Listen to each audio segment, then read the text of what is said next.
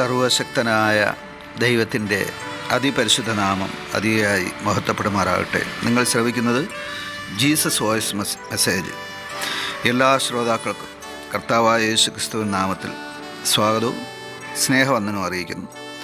അല്പസമയ ധ്യാനത്തിന് ഒരു തിരുവചനം വായിക്കുന്നു. വിശുദ്ധ സത്യവേദ പുസ്തകത്തിലെ പഴയ നിയമത്തിലെ മീഖ പ്രവചനം 7-ാം അധ്യായം 7-ാം തിരുവചനം. ഞാനോ യഹോവയിങ്കലേക്ക് നോക്കും, എൻ്റെ രക്ഷയുടെ ദൈവത്തിനായി കാത്തിരിക്കും.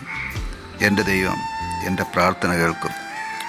കർത്താവിൽ പ്രിയരെ, ഇവിടെ നാം വായിച്ചു കേട്ട മീഖ പ്രവചനം 7-ാം അധ്യായം 7-ാം തിരുവചനത്തിൽ നമുക്ക് രക്ഷ ലഭിക്കുന്നതിന്, നന്മ ലഭിക്കുന്നതിന്, ദൈവാനുഗ്രഹം ലഭിക്കുന്നതിന് നാം ചെയ്യേണ്ട 3 കാര്യങ്ങൾ പരിശുദ്ധാത്മാവ് മീഖ പ്രവചനം 7-ലൂടെ വെളിപ്പെടുത്തിയിരിക്കുകയാണ്. ഇത് നമുക്ക് പ്രാർത്ഥനയോടെ ധ്യാനിക്കാം. നാം വായിച്ചു കേട്ട വചനത്തിൽ ആദ്യമായി പറയുന്നത് ദൈവത്തിങ്കലേക്ക് നോക്കും എന്നാണ്. അതെ, ഒന്നാമതായി നാം അനുഗ്രഹം പ്രാപിക്കുവാൻ ചെയ്യേണ്ടത് ദൈവത്തിങ്കലേക്ക് നോക്കുക എന്നുള്ളതാണ്. ഒരു സങ്കീർത്തനക്കാരൻ ഇങ്ങനെ പറഞ്ഞു, ഞാൻ എൻ്റെ കണ്ണ് പർവ്വതങ്ങളിലേക്ക് ഉയർത്തുന്നു. എനിക്ക് സഹായം എവിടെ നിന്ന് വരും? എൻ്റെ സഹായം ആകാശത്തെയും ഭൂമിയെയും ഉണ്ടാക്കിയ യഹോവയിൽ നിന്ന് വരുന്നു.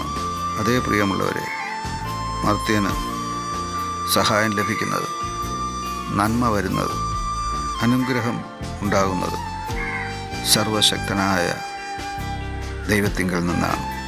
അതിനായി നാം ചെയ്യേണ്ടത് ഒന്നാമതായി ആ ദൈവത്തെ നോക്കുക എന്നുള്ളതാണ്. പുതിയ നിയമത്തിലേക്ക് വരുമ്പോൾ വിശുദ്ധ മത്തായി എഴുതിയ സുവിശേഷത്തിൽ ഇത് സംബന്ധിച്ച് ദൈവപുത്രൻ തന്നെ വെളിപ്പെടുത്തിയത് മുൻപേ ദൈവത്തിൻ്റെ രാജ്യവും നീതിയും അന്വേഷിക്കാനാണ്. ഇതുതന്നെയാണ് ദൈവത്തെ നോക്കുക എന്നുള്ളതിൻ്റെ അർത്ഥം. രണ്ടാമതായി നാം നന്മ പ്രാപിക്കുവാൻ, അനുഗ്രഹം പ്രാപിക്കുവാൻ, ആശീർവാദം പ്രാപിക്കുവാൻ ചെയ്യേണ്ടത് ദൈവത്തിനായി കാത്തിരിക്കുക എന്നുള്ളതാണ്. ഒരു കാത്തിരിപ്പ്, ഇതും ഓരോ മനുഷ്യനെക്കുറിച്ചും ദൈവം ആഗ്രഹിക്കുന്ന ഒന്നാണ്. ഇന്ന് മനുഷ്യന് അല്പസമയം കാത്തിരിക്കുവാൻ കഴിയുന്നില്ല എന്നുള്ളത് പരിതാപകരമായ ഒരു അനുഭവമാണ്. കാത്തിരിക്കുന്നവരാണ് ശക്തിയെ പുതുക്കുന്നതെന്ന് യെശയ്യാ പ്രവചനം 40-ാം അധ്യായം 30-31 വാക്യങ്ങളിൽ നാം കാണും. അത് അവിടെ യഹോവയെ കാത്തിരിക്കുന്നവർ ശക്തിയെ പുതുക്കുമെന്ന് നമുക്ക് കാണാം. നമുക്ക് ഈ ഭൂമിയിൽ ജീവിക്കുവാൻ ആവശ്യമായ നന്മകൾ നൽകുവാൻ ദൈവം സന്നദ്ധനാണ്. ദൈവം ശക്തനാണ്, ദൈവം വിശ്വസ്തനാണ്. എന്നാൽ നാം ദൈവത്തെ അന്വേഷിക്കുകയും അഥവാ ദൈവത്തെ നോക്കുകയും ഒപ്പം ആ ദൈവിക നന്മയ്ക്കായി ദൈവത്തിൻ്റെ സമയത്തോളം കാത്തിരിക്കുകയും വേണം. ഇത് വളരെ ഗൗരവമുള്ള കാര്യമാണ്.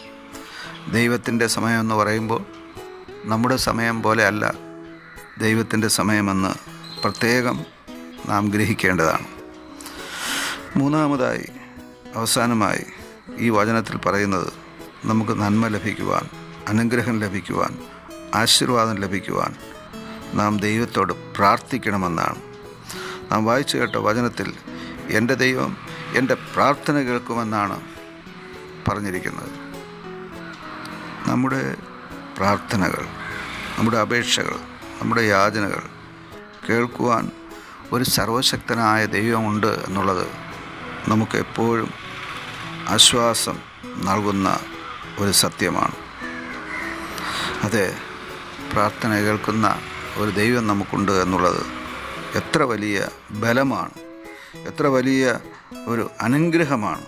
അതുകൊണ്ട് തന്നെ നാം പ്രതികൂലങ്ങളിൽ പതറിപ്പോകാതെ, പ്രതിസന്ധികളിൽ കുലുങ്ങിപ്പോകാതിരിക്കുവാൻ ദൈവത്തെ അന്വേഷിക്കാം, അഥവാ ദൈവത്തെ നോക്കാം, ദൈവത്തിനായി കാത്തിരിക്കാം, പ്രാർത്ഥിക്കാം, അനുഗ്രഹങ്ങളെ പ്രാപിക്കാം. ആമേൻ.